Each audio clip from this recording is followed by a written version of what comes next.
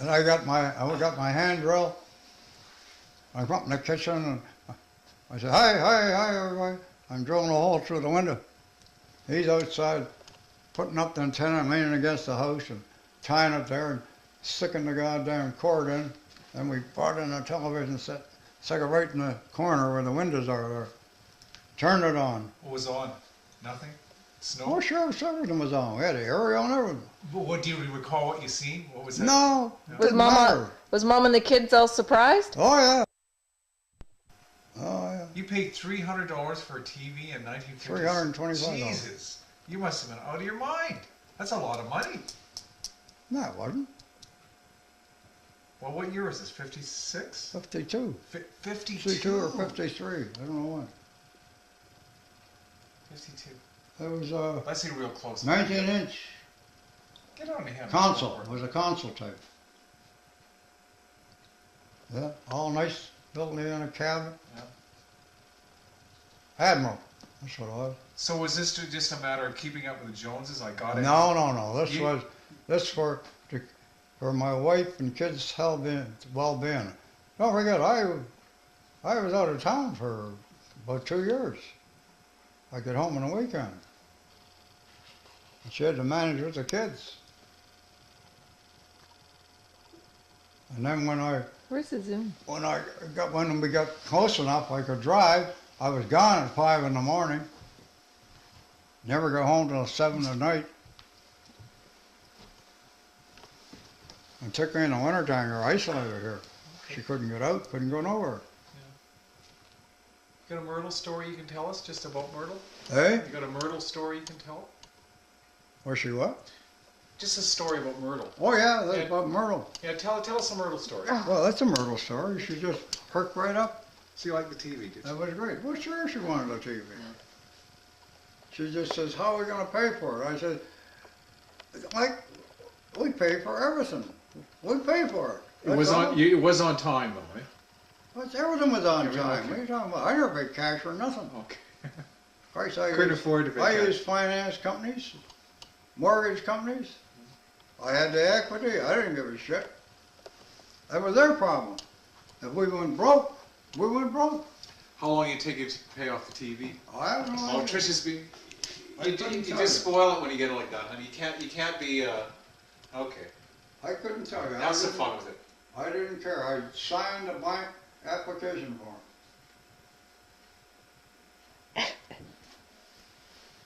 And this guy that we financed through, if you sold something, I missed half of that. not once did any of them customers default in their payments. Not once. I had 20, 30 of them out there. Oh, so he would come after you if they didn't pay. That's what I said. Oh, that's bullshit. That ain't bullshit. That's the way things were done. Oh, okay. That doesn't seem fair. It seems like he's given the credit and okay. No. But nobody- I'm the guy he's dealing with. But everybody was straight, eh? Oh yeah, everybody Okay. was straight.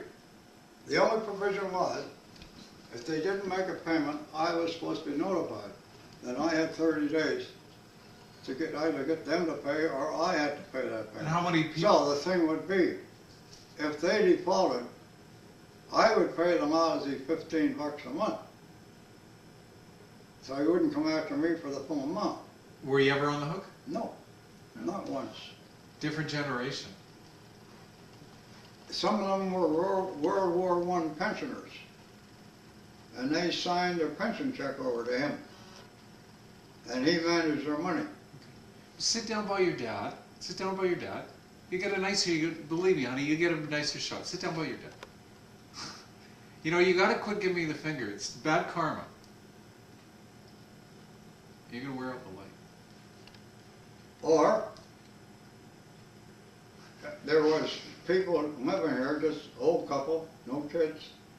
They had a little house and this piece of property was theirs. They just signed the whole bloody thing up to him, over to him. Upon their death, he gets it. In the meantime, he paid all their bills. He took the chance. You wear out my camera. Now, you don't get anybody around it. Please tell it again. Please tell it again. I'm sorry. What do you mean, tone again? Well, just start it again. You gotta get 'em You in the keep moment. saying, oh, this is another one of your old story. Round and round. No, this is and a good round it goes. No, start it again. I'm sorry. I just didn't have it on record. Oh, I just told you. Okay, the question is, the first time you realized you loved Myrtle. Well, I just told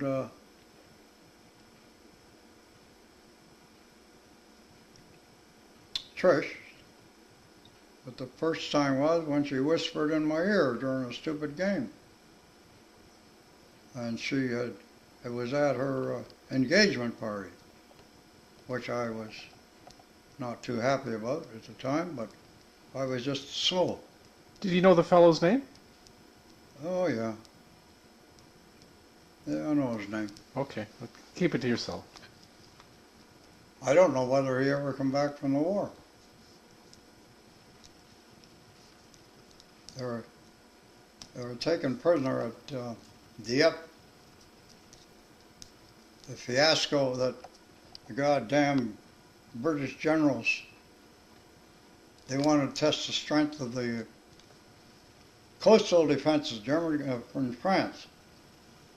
So they picked on the Canadian battalion to go over and make a landing. They didn't even take them guys and give them extra training, like commando training, which they should have had. So, it was unfortunate for this guy, but when did you move in? When did you make your move to... Didn't make the move till D-Day. No, for you asking her to marry her and stuff like that. Did he give it a bit of time, or? Oh, yeah. Yeah, about a year. Did you just ask her the one time? Yeah. Yeah? This one. No arm twisting? Hmm? She No. went willingly? Of course. Yeah.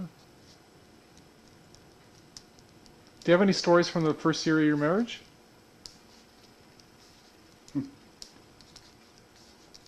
No, we just lived in 2 rooms down on Greenwood Avenue. With relatives? And it was the biggest snowstorm in the history of Toronto. Oh yeah? Come along. Oh.